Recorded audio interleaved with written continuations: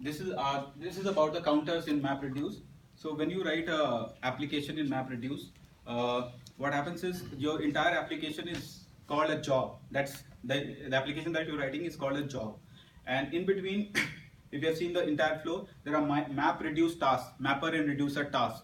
So those are called tasks. The individual components of a job are tasks. So correspondingly, we have counters for them. So why counters are used?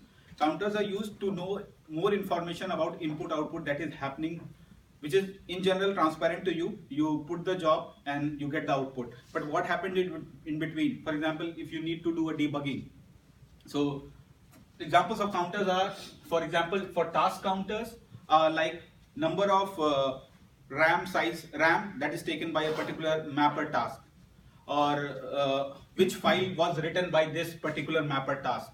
So the information regarding this is available in task counters.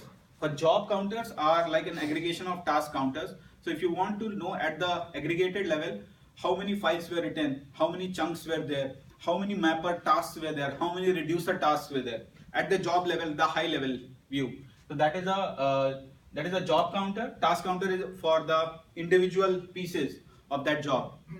So here you can know, in task counters you can know what's the physical memory was required for particular mapper task. So it provides more granularity. And this is useful for debugging.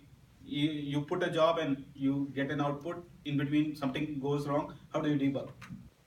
So these are the two inbuilt counters provided by MapReduce framework itself. But there is a provision that we can extend that functionality and we can define our own own counters. For example, you put in a file or input, but it is possible that the file is malformed, for example. So in your MapReduce application, you will write that if this does not, for example, if using a regex expression or something, you see that, okay, it doesn't conform to this particular style. For example, you are expecting a JSON and the file is in XML. So you have a error handling, exception handling classes defined in your MapReduce application. So that point of time, you can add your counter saying, okay, if you get a malformed file, increase the counter. So there is an API available already in MapReduce, which you can use to extend this functionality. You just add it below your, for example, your exception handling code. Okay, so this was a malformed file. So increase the counter. So at the end of all the job is done, you can retrieve these counters. Yeah, how many malformed files I was input into the system. So this is like the user defined. You want something else.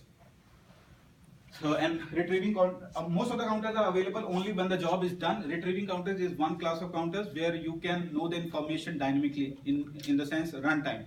What's happening right now? So, during a job, if I have a functionality, let's say during the job is running, I want to log all the details in a log file or something for a later maybe analytics purpose or something. So in that case, do you want me to add a counter exclusively so that I will be able to get all this information about that task and job to write it on the file? No, this is something specific. It's not like so your logs can be info. Right? There are several levels of logs, like there are info logs, and there are debug logs, there's warnings, and there are certain critical things that you want to make sure what happened. Right? So you can understand this as the most critical, something that you wanted to track, but so in logs you have all the other information too. There is some specific thing that you want to track. Right? So just like you can do, if you have a log file, you can still parse it on top of it and get all the logs that says that, okay, malformed. I'm not talking about the inbuilt log functionality. Yes. So I want to log certain statistics of these jobs when it is Then running. you So need to count. that is when I need the counters to add, and using that I can pull the information and write it. Exactly. Yes. So these counters are all explicit, or there are default counters already available? So there are default two, the batch. This built-in counters are task counters and job counters. And if on top of that, if you want to, so these counters tell you like how much memory was used for a particular. So these are already defined that some buckets are already created. If you want to get new information, and there is a class available. This is user defined. This is built-in. these are already provided by the MapReduce framework. This is, you need to extend the functionality. So the interface is available, you need to extend and that.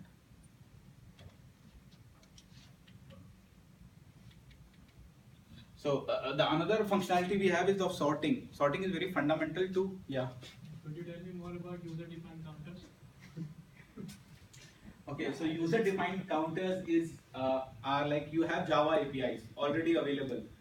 It's just like the framework is already there still, and the counters you need to. So you define a group enum. You basically define an enum, which is a group of counters, and then you can use that API at the end of your job to say that this object, that counter dot get context of that counter and count of this particular event, whatever you define in that enum. So that way you can get the final count. Okay, so just based on your requirement, you can define your own counter. Yes. That's what you said. Yes. I have a question. Is there a limit in the number of counters? No, I don't know. Okay, so can I equate this with debug or trace commands in Java or .NET? Yes, kind of. But this is more on a clustered environment. This is more on a clustered environment, and there are specific, this you can understand as like event logging. If you do event logging, not exactly the every info logs, everything that is happening in the system, something specific you want to track. Okay, and would there be an impact in the performance of the job? I have no clue. Okay, keep your questions to the end, okay? Everyone will ask a question at the end. But I don't think that there would be significant impact. That's my logical thing, because they have already provided the. If you are asked to write your own code, then that code could create a lot of, maybe that code is not thread safe, for example. Yeah. But since they have already provided the API, so it means that they have taken care of all the things. It should be a minimum impact, I think so. Because since they have already provided, that's why. Otherwise, if I have to write or anybody else has to write, then there is a more chance of problems. One more question. What type of exception handling are you looking at? I still want to look at when you talk about exception handling. I'm saying in the code when you write, for example, any code that you write, you have, for example, you are opening a file, right? But there is a possibility that the file, while you're opening the file, you run into errors, Yeah. right?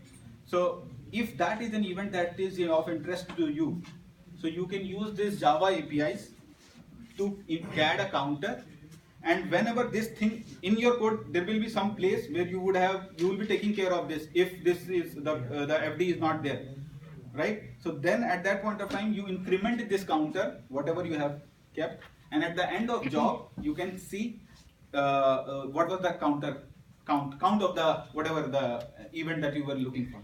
You